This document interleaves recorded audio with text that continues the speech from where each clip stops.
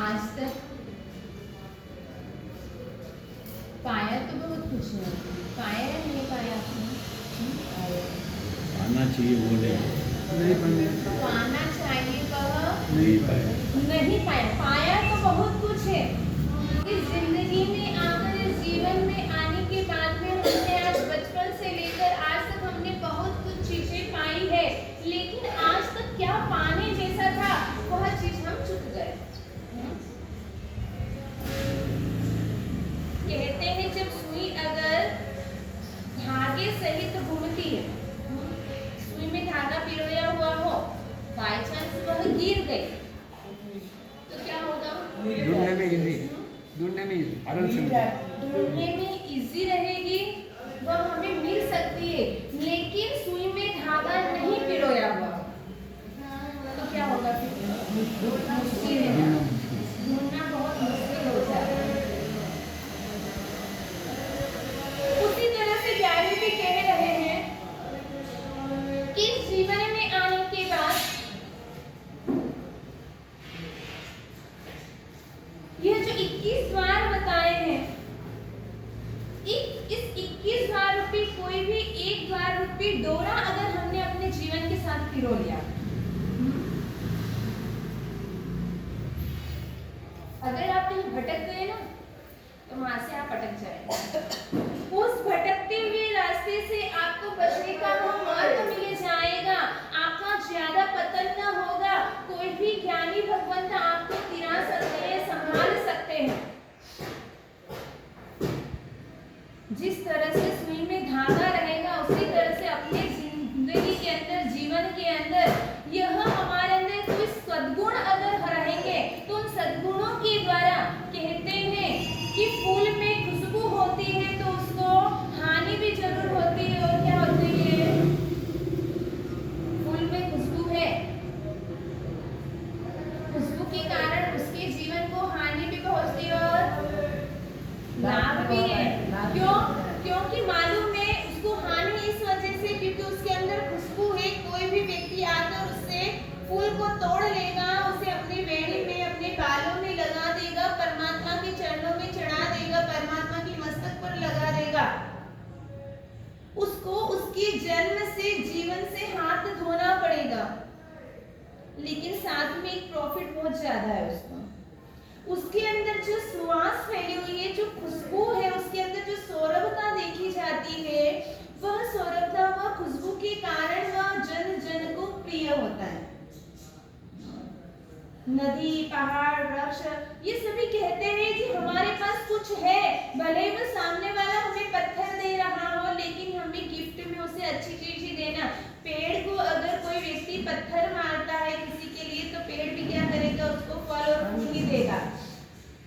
हाँ, नदी में आप पत्थर डालेंगे, कंकड़ डालेंगे तो क्या देगा वो आपको? हाँ, वो वापस रिटर्न आपको पत्थर नहीं देगा, क्या देगा? पानी देगा। पानी देगा। आपको शीतलता की महसूस होगी, ठंडकता की महसूस होगी। पेड़ के नीचे जाकर बैठेंगे तो वहां पर भी आपको शीतलता मिलेगी, ठंडकता मिलेगी। उसी तरह से ज्ञानी भी कह रहे हैं अगर यह 21 इतना बड़ा वट वृक्ष है, यह क्या है? यह 21 द्वार, ये 21 द्वार।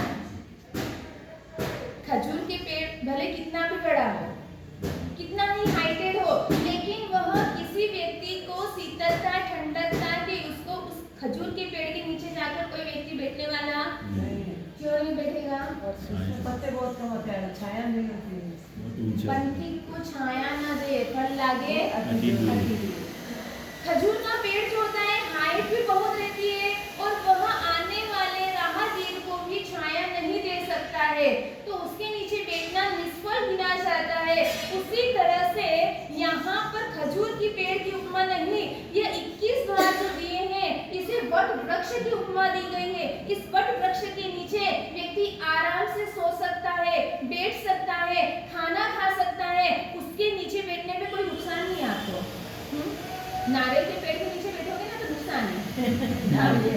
क्या होगा? नारियल अगर सिर पर गिर गया, ऐसा तो नहीं गिरता है, गिर सकता है। गिर गया, गिर सकता है क्योंकि कह नहीं सकते की संभावना होती है। नारियल के पेड़ के नीचे बैठे तो नारियल सिर पर गिरा तो अपना सिर ही क्या होगा, लेकिन वट वृक्ष के नीचे बैठे तो उसके फल कैसे होते हैं?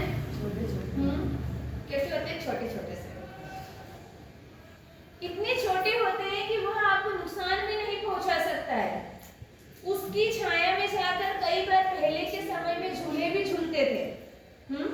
वो उसकी वो लताएं उनको पकड़कर और उससे झूले भी झूले। हाँ, छोटे छोटे गांवों में आज भी झूलते हैं, आज भी झूलते हैं।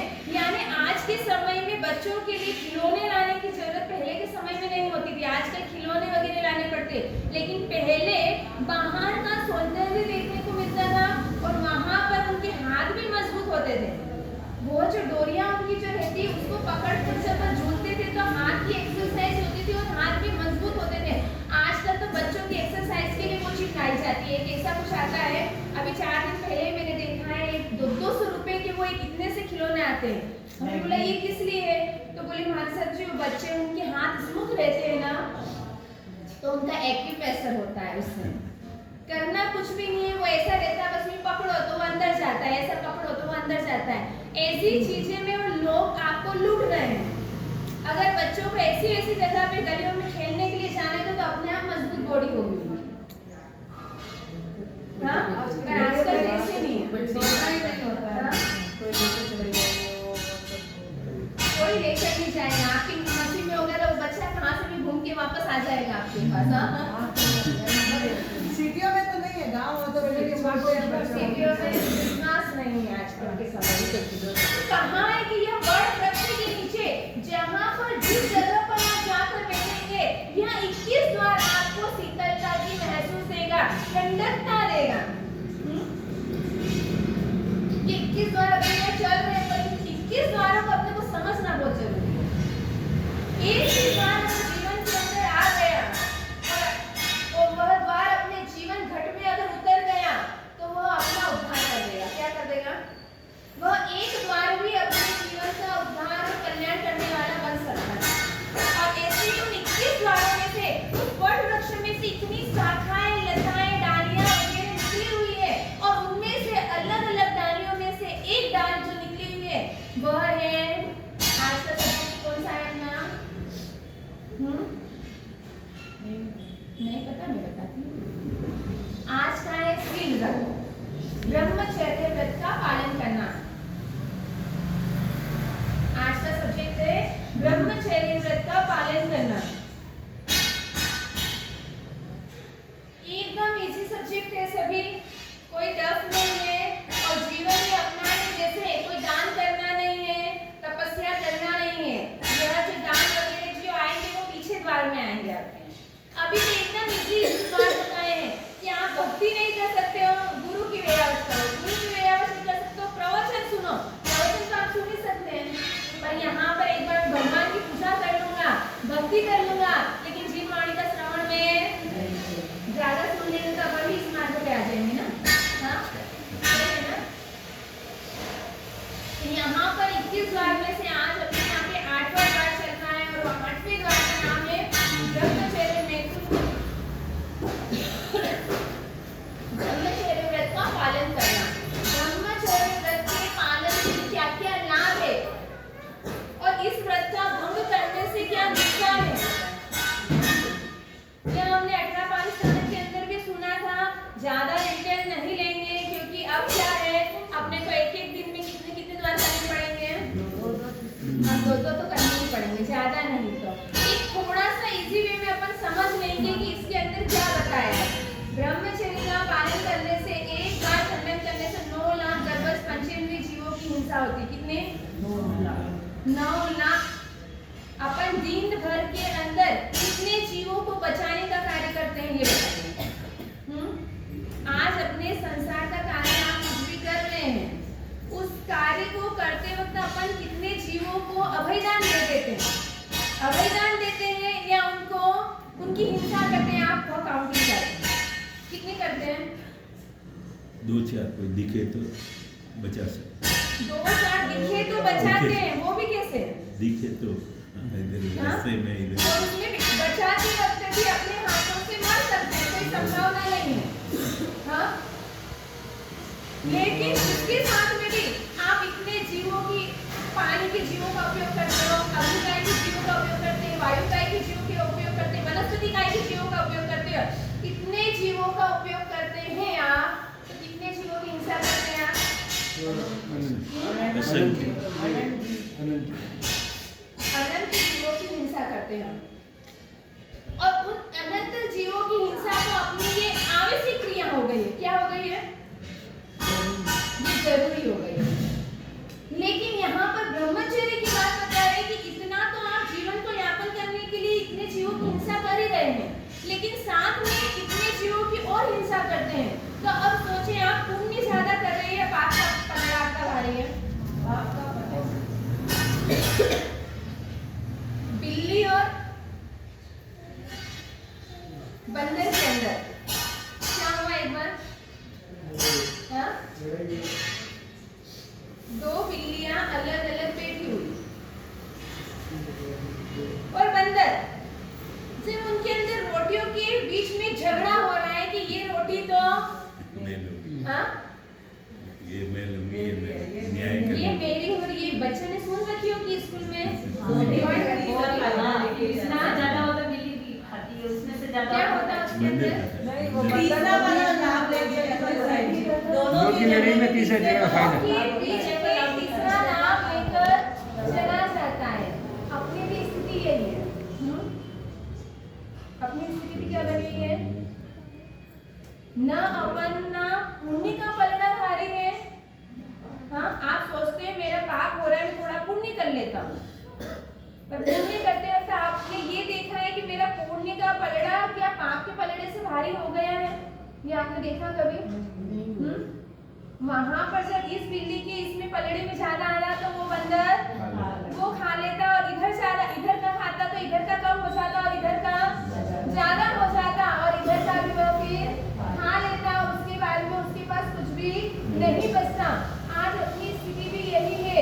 जब हम देखते हैं कि पुण्य का पलड़ा मेरा भारी हो रहा है, थोड़ा बहुत आप आराधना कर लेते हैं, सामायिक प्रतिक्रमण विरावच कर लेते हैं, और आप सोच लेते हैं कि मैंने पुण्य कर लिया है, पुण्य मेरा हो गया है, मेरा ये भाव सुधर गया है, तो आप ये मत सोचना कि मेरा सब कुछ हो गया है।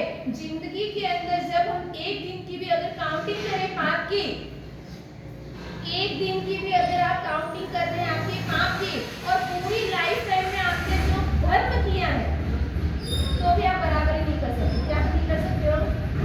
क्या बताया मैंने?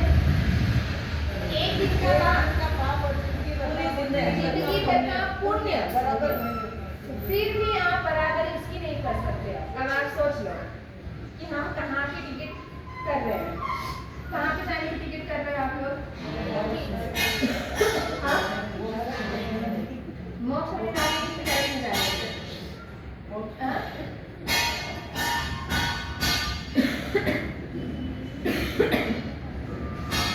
यहाँ पे बताया है अपने को, हो सके उतने सिल धर्म की आराधना करके भी हम जीवों की रक्षा कर सकते हैं। किसकी रक्षा कर सकते हैं? जीवों की रक्षा कर सकते हैं। यह अनावश्यक कार्य है, अनावश्यक कार्य के द्वारा किया गया अपना पाप वो हमें अनंत गुना हमको भुगतना पड़ता है। एक तो एक मजबूरी में करना था, भूख लग रही है, खाना खाना ही पड़ेगा, बनाना ही पड़ेगा, उसके लिए पाप किया जाए, और एक मौज शौक के पीछे किया जाए, तो उसकी बराबरी हम नहीं कर सकते। कई लोग कहते हैं वैसे संसार में रहना पाप तो करना ही पड़ेगा। अगर ये सोच करके आप जो पाप कर रहे हो, तो आप सोच लेना मैं अनंत गुना पाप को बांध रहा हूँ, उसे वज्रलेप की तरह कर रहा हूँ। किसकी तरह? कहते हैं कोई कर्म तो अपने एकदम आसानी से आपने प्रायश्चित किया और वह भूल जाएंगे, लेकिन अगर इस निमित्त को लेकर अगर आपकी भावना ऐसी रही और इस भावना को देखकर आप पाप कर रहे हैं, तो सोच लेना कि यह कर्म आपके वज्रलेप की तरह बंधा जाएगा। और साथ में इसके बाद में आगे का जो बताया है द्वार, वह है परिग्रह, और परिग्रह से तो भरपूर अपने। हाँ, कितना भी हो, कहते हैं 99 के चक्कर में चलते हैं, कभी 100 अपना हो ही हो नहीं सकता ना। जितना हो उतना कम ही पड़ता है, चाहे वह त्रियंच का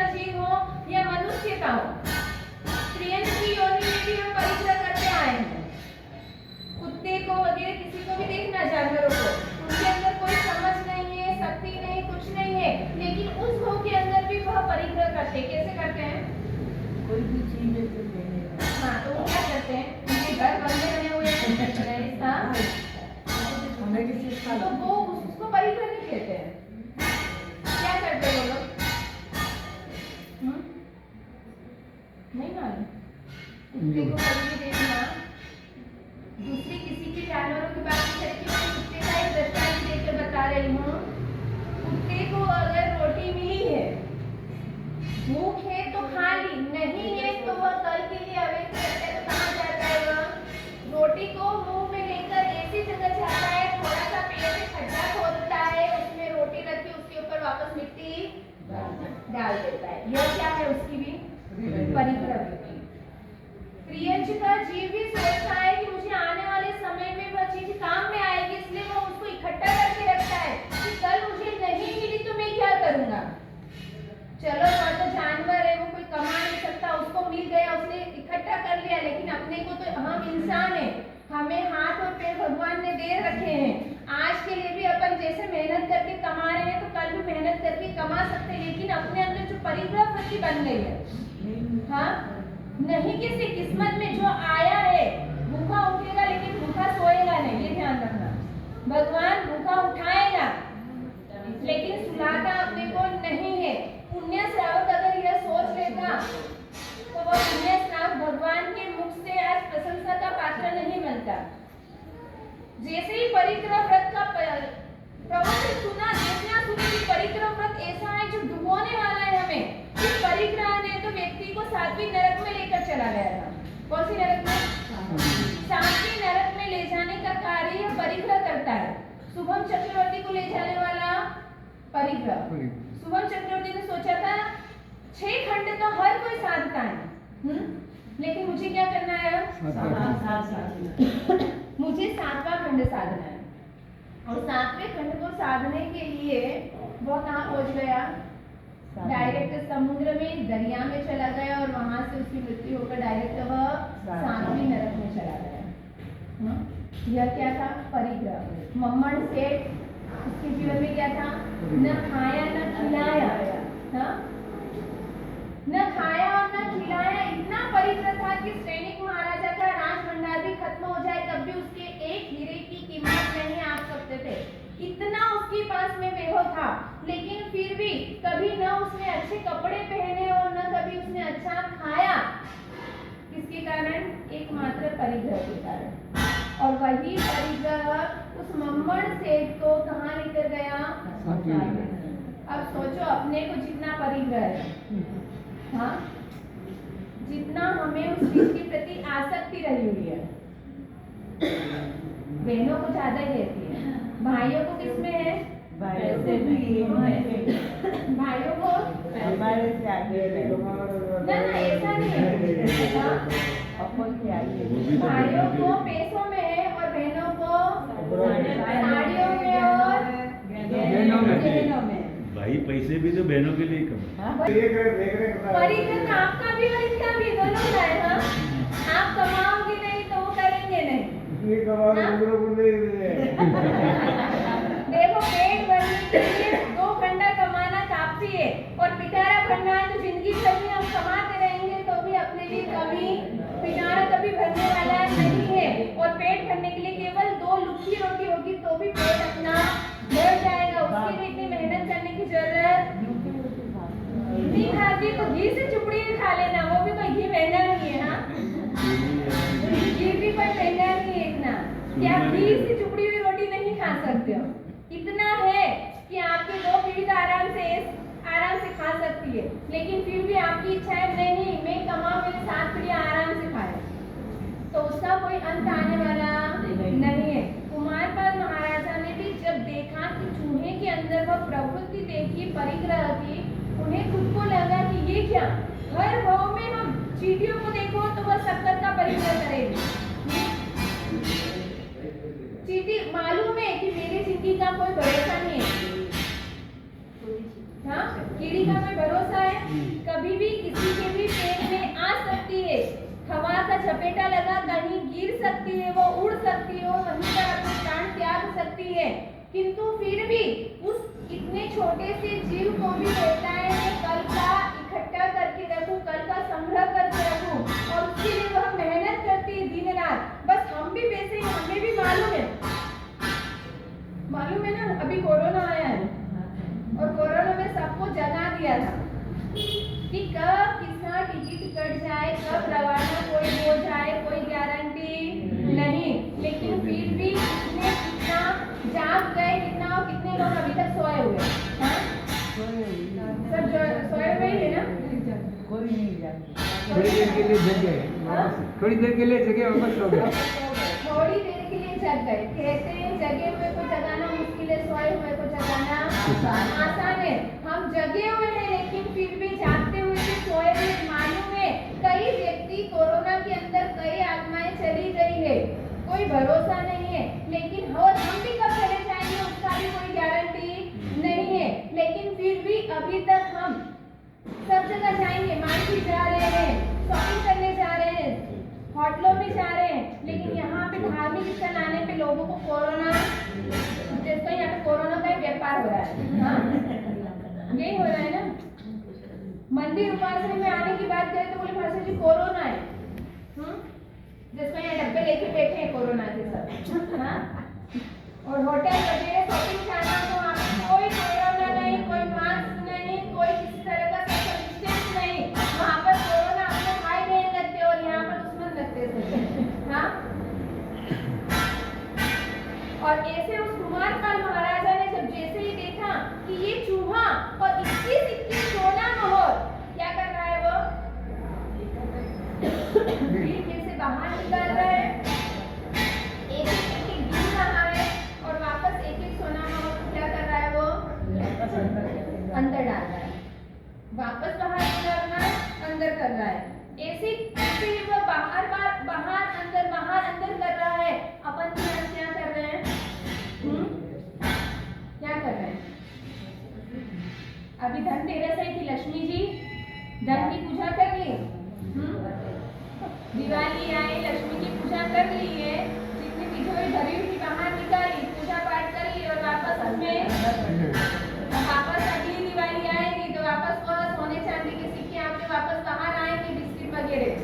किसी के घर पे क्या होगा, किसी के घर पे क्या होगा, बस उसकी हम पड़ी रहें, करते रहें और अपनी लाइफ में हम उसका यूज करने वाले फिर भी नहीं है। किसी के घर पे चांदी की भी खाली होगी, किसी के घर सोने की भी खाली हो सकती है। मैं नहीं कहूंगी कि सबके घर पे होगी, लेकिन किसी के घर पे होगी भी सही।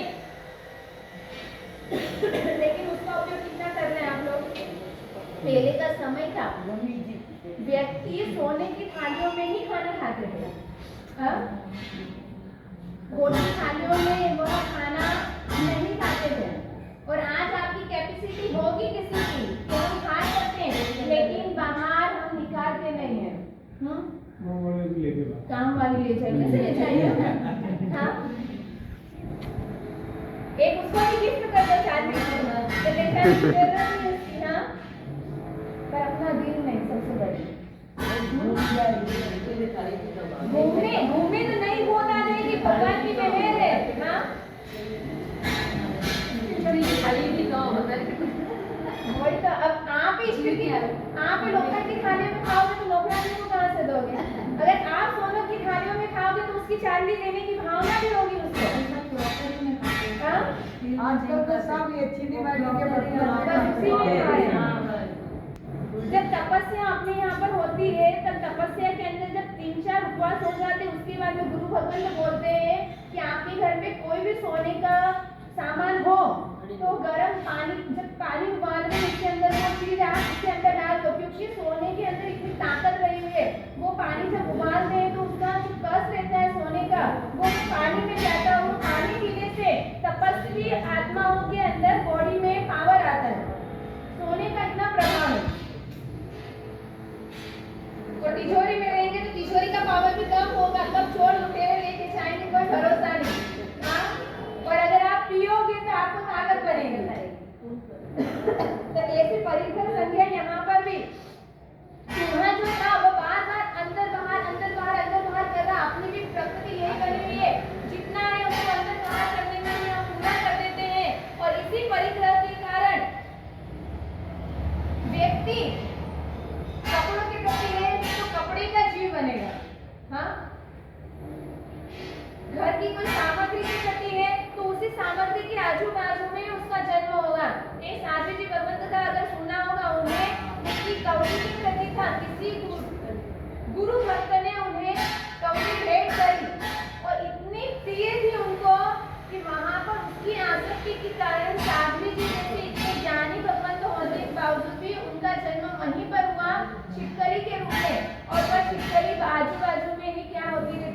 कौली के आजू बाजू में घूमती रहती थी। इसीलिए कहा है कि परिग्रह ज्यादा रखना नहीं, जितनी कम है भारी चीज होगी उतनी आपको आसक्ति ज्यादा होगी, जितनी हल्की चीज यूज करोगे उसके प्रति आपको मोह आपको नहीं होगा, और जहाँ पर आसक्ति नहीं वहाँ पर उत्पत्ति हो जाएगी। और आखिर में जाकर ये साध्वी जी जैसे उनकी शिष्याएं जब थी, शिष्याओं ने पूछा कि गुरु भगवत ये छिपकली यहाँ से खसकती नहीं है, क्या करना? तो कोई केवली भगवत आया और उन्होंने बताया कि ये छिपकली का जीव आपकी गुरु मैया है। क्या है? आपकी ही गुरु ही है। उन्हें इस कौली के प्रति मोह होने के कारण यहाँ पर ही उनका जन्म हुआ और सारों ये इस कौली के आजू बाजू ही घूमती रहती है। और वो आप छिपकली को रहने देंगे? कोई छिपकली को कोई रहने देगा? नहीं। जब तक आपका इस शरीर के अंदर जो आत्मा है तो जब तक ठीक है, यहाँ से आपका शरीर त्याग करके आप